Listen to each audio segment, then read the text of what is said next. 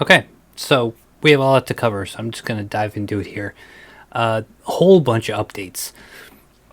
One is there's been a little bit of a visual shift. There's no more custom button here in the card list here, but now you create custom nodes through this button here, and it was just cleaner that way.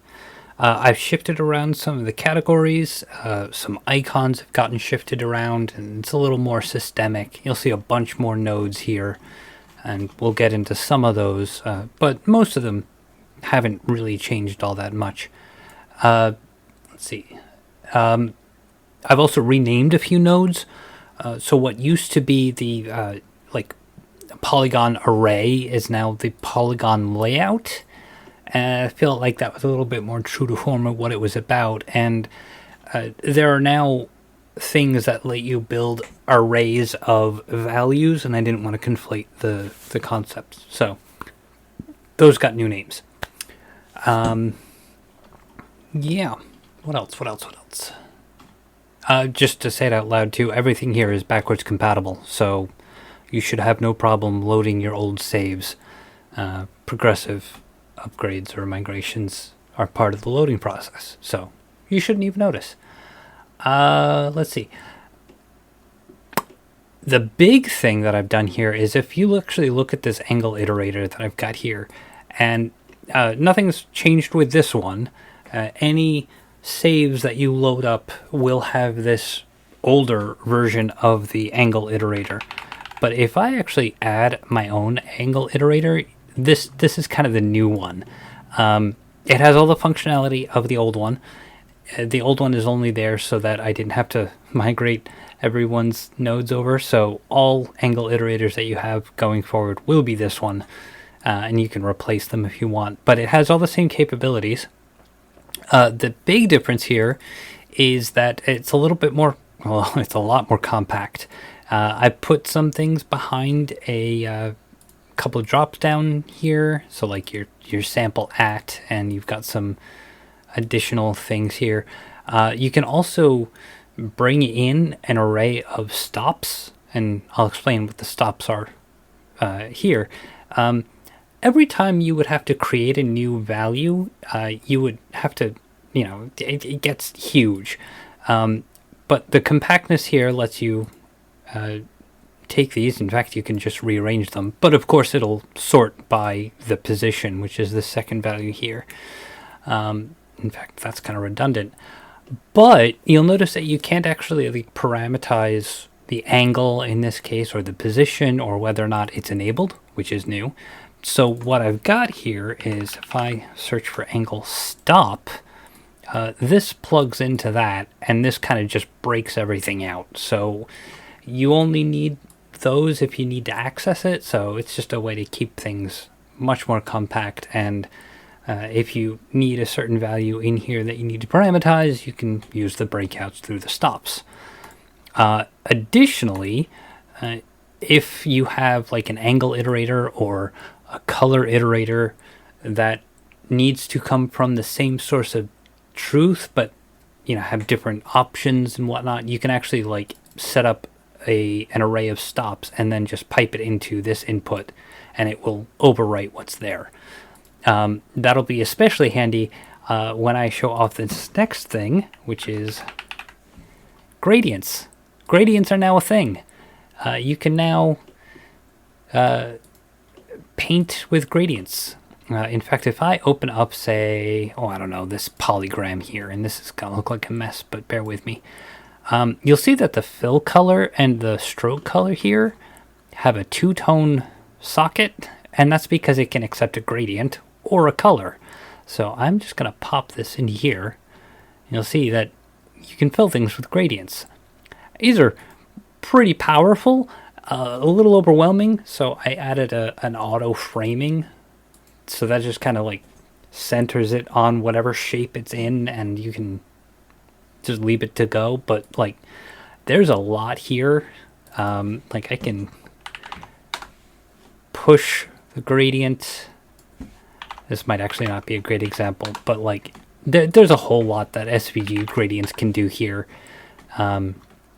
I encourage you to experiment around with it. So yeah, gradients and gradient stops and whatnot are kind of the big thing that I lost a lot of sleep over. So enjoy that. And with linear gradients, just to kind of hit it home to show the difference, let me pop open that polygram again. Or is it fill color? There we go. So this is your linear gradient. And the other one was a radial gradient. I know a lot of people are going to ask about conical gradients. SVG doesn't support them yet, so I can't. It'd be nice, but I can't. Go yell at the SVG working group. I'm sure they'll listen to us. Yeah, okay. Moving on, let's actually just pop in a custom node here. I'm going to go to these inputs and outputs, and you'll see that there are a bunch more. And that is because every data type, plus some, are now available as inputs. So, like, you can actually say, hey, I want an array of angle stops to be an input on this custom node, and you can pipe that around as you see fit. You'll also see that I changed the style of, like, some of these things. If it's an array, it's a diamond. If it's a singular value, it's a circle, like a typical value. And there's one more, tokens. Tokens, there's only a tokens of length, but still, those are squares. So just a little cosmetic thing. Yeah, so you can pipe in and out everything. There is one exception, which is it has an input but no output, which is the paint, which is your combination fill or color and gradient. So you can pipe this to like a shape stroke or a shape fill. And when you're back on the main grid, it can take in either a gradient or a color. And that was just a way that I can make that seamless. There is no paint output because of deterministic issues. We'll get around to that. Another thing is that these used to be nonsensical names, or at least not great looking names by default. And so of course you can say, give it your own name or whatnot, but the default names are now a lot more meaningful. And additionally, they weren't like the last previously you would just get like a list of input and output on anything that you didn't set the name on. So now at least they give a meaningful default name. Like, it's not great, but there it is. Yeah. Always name your inputs. That's just the best way around it. And of course I could always set the name of the node, but now you can actually set the category. So I could actually put this under modifiers, and you can change the color of it. So when I go to close this and I go to modifiers, where is it? There it is. There's my custom node, demo 1, and now it's red. Or I can change it to green, because why not? So you can set the color on it if you want. Icons coming soon. We're not there yet. What else do I have here? I mean, that's probably made it sound like it was a bigger thing than it was. And let me tell you, on coding it, it was a lot. I mentioned reworking icons to be a little more consistent. There's no color associated with different categories. They're kind of spread throughout. Colors kind of give a hint of what a thing does.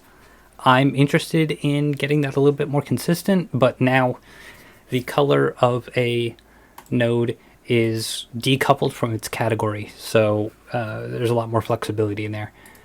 You'll also notice that the inputs and outputs are not available on the base chart. That is by design, but now that at least they show up and be like, hey, they're here, you just can't use them. C'est la vie. I do plan on reworking the taxonomy here. So like right now, everything is grouped into categories. I am planning on letting you search or filter based on like categories or purpose tags, whatever. I don't know.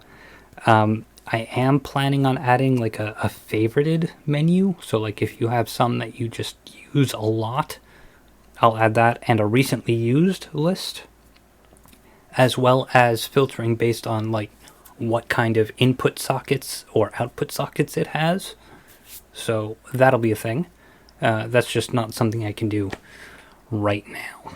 I wanted to get this up and going. Let me see. Do I have anything else for you guys? Stops, gradients, revamp taxonomy, all the inputs and outputs, better default names. I think that's pretty much it. I am probably going to re-record my introduction videos so you can, not only so that it's a little bit more up to date, but so like I want to get a little bit more structured with it and maybe teach it better than I have been. So look forward to that. And yeah, hope you guys have fun. Ciao.